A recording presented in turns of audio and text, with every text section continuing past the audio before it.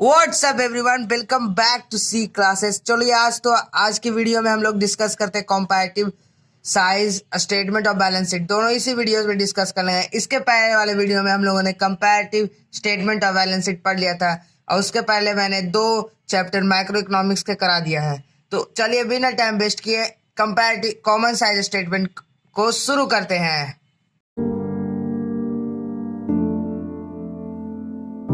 तो चलिए हम लोग सबसे पहले कॉमन साइज स्टेटमेंट का डिफिनेशन पढ़ते हैं।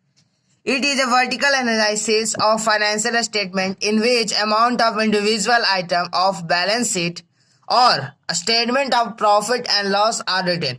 मीन्स एक वर्टिकल एनालिसिस किसका? फाइनेंशियल स्टेटमेंट का।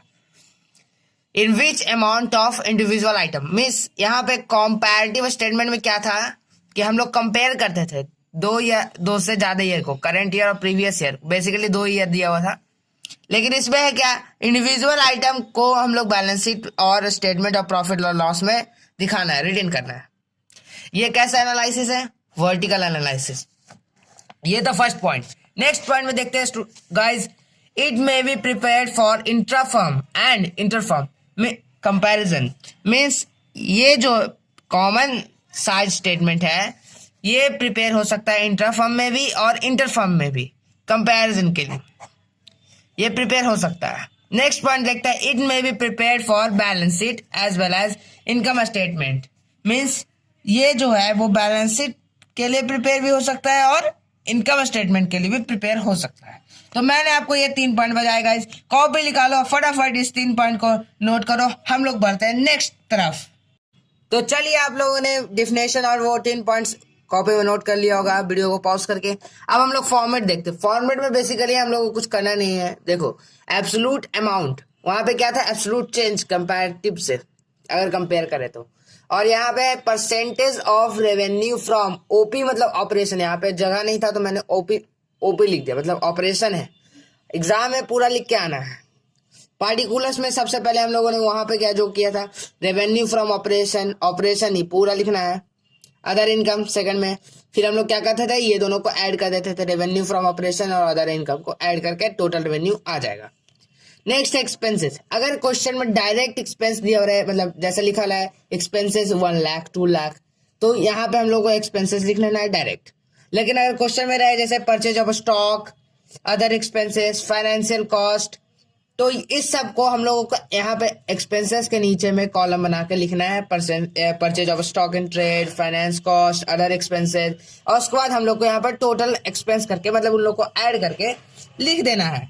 नेक्स्ट है हम लोग का क्या, प्रॉफिट बिफोर टैक्स। अब एक बात बताओ, टैक्स प्रॉफिट कैसे निकलता है? टैक्स पहले छोड़ते हैं, प्रॉफिट कैसे निकलता है?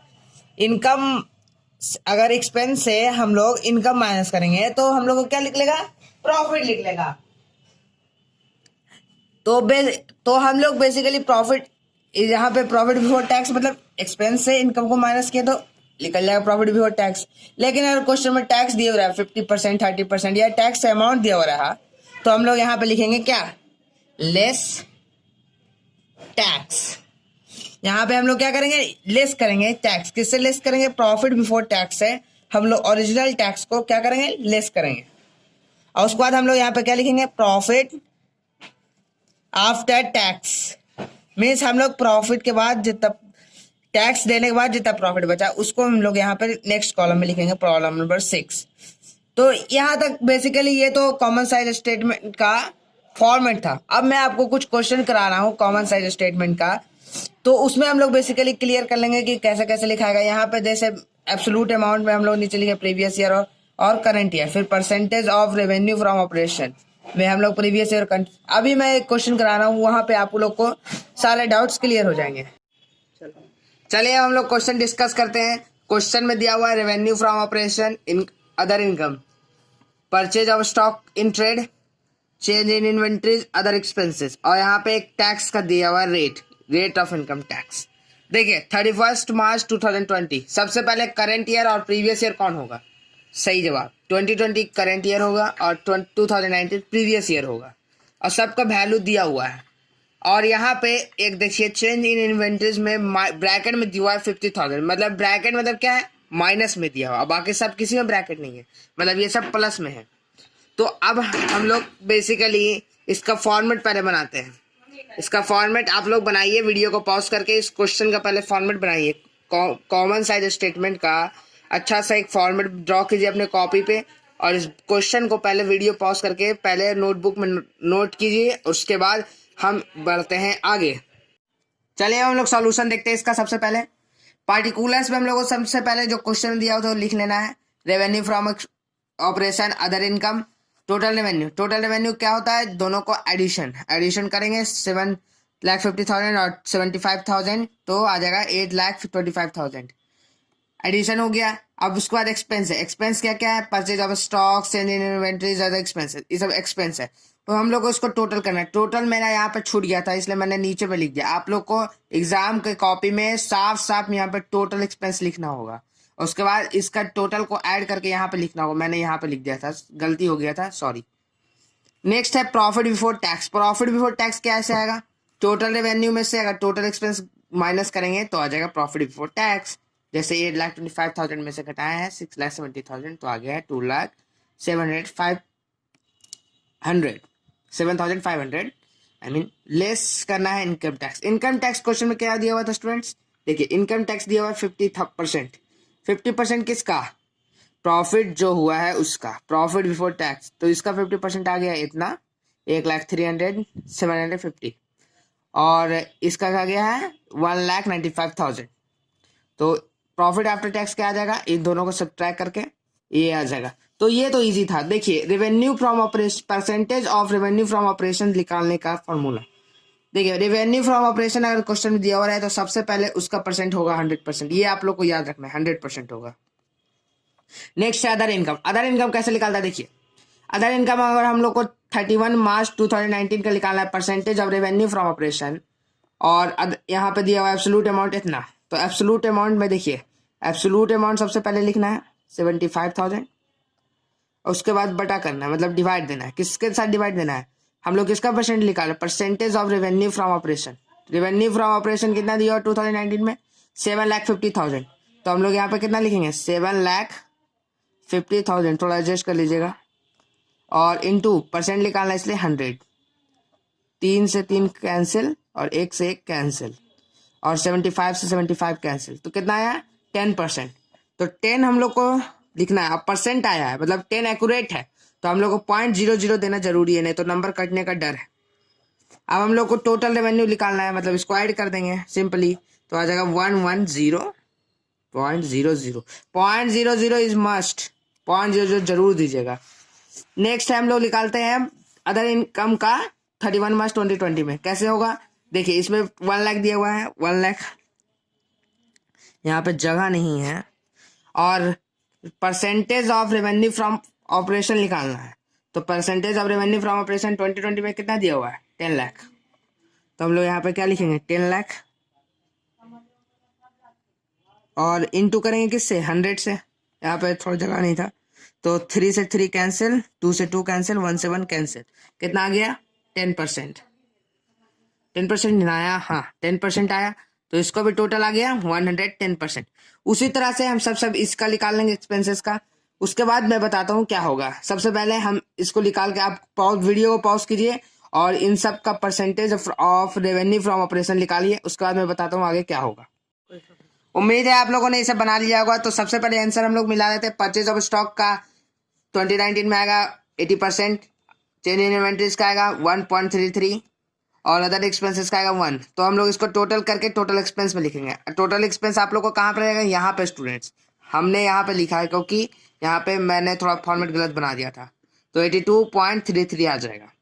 इधर भी वैसा ही टाइप का होगा। यहाँ पे देखिए -5 है, तो इसे हम लोग लेस करेंगे 75.00 प्लस 1.00 मतलब 76, और -5 मतलब 71%, 71.00 इज कंपलसरी, याद रखिएगा। तो ये था बेसिकली कॉमन साइज का कुछ एक क्वेश्चन जो मैंने आपको डिस्कस कराया। कॉमन साइज स्टेटमेंट का क्वेश्चन था ये। अब नेक्स्ट हम लोग देखते हैं कॉमन साइज बैलेंस शीट। चलिए हम लोग देखते हैं कॉमन साइज का बैलेंस शीट। बैलेंस शीट में कुछ नहीं है, it shows the percentage relationship of each assets. ये परसेंटेज रिलेशनशिप दिखाता है किसका, ईच एसेट्स का दिखाता है, लायबिलिटी का दिखाता है, to total assets total liability including capital, मतलब इसमें कैपिटल इंक्लूड रहता है और इसका क्या रहता है, रिलेशनशिप दिखाता है किसका किसका, एसेट का दिखाता है, लायबिलिटी का किसके साथ, टोटल एसेट्स और टोटल लायबिलिटी के साथ। तो चलिए अब हम इसका फॉर्मेट देखते हैं और इसका क्वेश्चन को देखते हैं।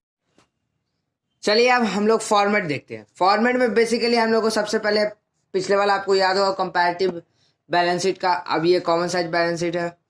तो उसमें हम लोगों ने पहले लायबिलिटी लिखा था, उसके बाद हम लोगों ने एसेट लिखा था उसका टोटल के बाद। तो इधर में हम लोगों को क्या है, एब्सोल्यूट अमाउंट प्रीवियस ईयर और करंट ईयर का जो फिगर दिया हुआ रहेगा उसके अनुसार से, और परसेंटेज ऑफ बैलेंस शीट का टोटल, मतलब यहाँ पे जो हम लोगों ने पिछले में क्या किया था, percentage of revenue from operation ने किया था स्टेटमेंट में, कॉमन साइज स्टेटमेंट में। यहाँ पे percentage of balance sheet of है, मतलब टोटल जिसका आएगा उसका लिखेंगे। मैं आगे बताऊंगा। इक्विटी एंड लायबिलिटी में क्या है, फर्स्ट है ए में क्या है, शेयर कैपिटल। शेयर कैपिटल में बेसिकली कौन कौन आ जाता है, इक्विटी शेयर, प्रेफरेंस शेयर, जो ये तो क्वेश्चन में दिया हुआ रहेगा, रिजर्व एंड सरप्लस भी दिया हुआ रहेगा। नॉन करेंट लायबिलिटीज में क्या क्या आ जाएगा, नॉन करेंट लायबिलिटीज में जैसा आएगा long term borrowings, long term provision, ये सब आ जाएगा। तो ये सब का फिगर दिया हुआ रहेगा, हम लोग यहाँ पे उसको लिख सकते हैं। मेरे पास स्पेस कम था इसलिए मैंने नहीं लिखा है। थर्ड है करंट लायबिलिटीज। करंट लायबिलिटीज क्या क्या आ जाएगा, जैसे trade payables, other current liabilities, और आ जाएगा शॉर्ट टर्म बोरोइंग्स। ये सब क्या है, ये सब जो निकालना रहेगा वो क्वेश्चन में दिया हुआ रहेगा। Next assets. एसेट्स में हम लोग बेसिकली देखते हैं नॉन करेंट एसेट्स सबसे पहले आ जाएगा, पूरा यहाँ पे लिखिएगा नॉन करेंट एसेट्स, मेरे पास जगह नहीं था और फॉर्मेट भी थोड़ा ढंग से बनाया, मैं यहाँ रफ में बनाया हूँ। आप फॉर्मेट लोग बड़ा ढंग से बनाइएगा ताकि जो भी कॉपी चेक करे बोर्ड में वो नंबर ना काटे। नॉन करेंट एसेट्स में क्या क्या है, जैसे टेंजिबल एसेट्स हो गया, fix assets, long term loans, advance, यही सब हो गया non current assets. Current assets में क्या क्या आता है, जैसे cash and cash equivalent, inventories.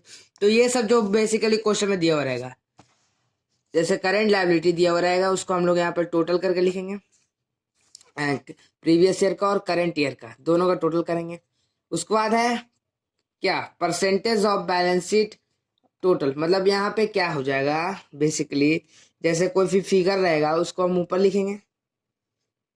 यहाँ पे इसका फॉर्मूला बेसिकली हम लोग यहाँ पे से टोटल को घटाएंगे। जैसे टोटल यहाँ पे कितना आ जाएगा, मान लीजिए यहाँ पे कुछ भी टोटल आ जाएगा, जैसे मान लीजिए 7 लाख है टोटल, टोटल यहाँ पे दिया हुआ 7 लाख, मैं बस इसे एज्यूम कर रहा हूँ 7 लाख, तो यहाँ पे 7 लाख नीचे हो जाएगा और इंटू 100 जरूरी है क्योंकि हम लोग क्या कर रहे हैं, परसेंटेज निकाल रहे हैं, इसलिए इंटू 100 जरूरी है। और ऊपर में फिगर कौन सा रहेगा, जैसे मान लीजिए शेयर कैपिटल में इक्विटी शेयर मान लीजिए दिया हुआ है 12 लाख, बस मैंने माना है। रिजर्व एंड सरप्लस मान लीजिए दिया हुआ है 12 लाख, इक्विटी से नहीं 12 लाख, तो ये से ये कैंसिल, इससे ये कैंसिल, अब आ जाएगा हमारा कितना 1200 इंटू 7। तो इसको हम निकाल के परसेंटेज निकाल के यहाँ पे लिख सकते हैं। तो ये बेसिकली ऐसे लिख लेगा। तो परसेंटेज ऑफ बैलेंस शीट तो आपको समझ में आ गया होगा, और कॉमन साइज बैलेंस शीट में बस इतना ही पढ़ना था। मैं डिस्क्रिप्शन में एक लिंक दे रहा हूँ, वहाँ पे क्लिक करके आप ये क्वेश्चन को कुछ प्रैक्टिस कर सकते हैं। मैं कुछ क्वेश्चन वहाँ पे अपलोड कर दूंगा और आप उसे प्रैक्टिस करके मुझे कमेंट सेक्शन में बताइए कि उसका कितना आंसर आया है। और इस वीडियो को लाइक करना मत भूलना यार, शेयर करना और सबके साथ, और चैनल पे नए हो तो सब्सक्राइब कर लेना क्योंकि वीडियो बनाने में मेहनत लगता है। प्लीज़ लाइक छोड़ना और कमेंट जरूर करना कि कितना आंसर आया वो ये क्वेश्चन का। तो तब तक के लिए stay tuned with C classes, मिलते हैं नेक्स्ट वीडियो में। तो तब तक के लिए stay tuned with C classes.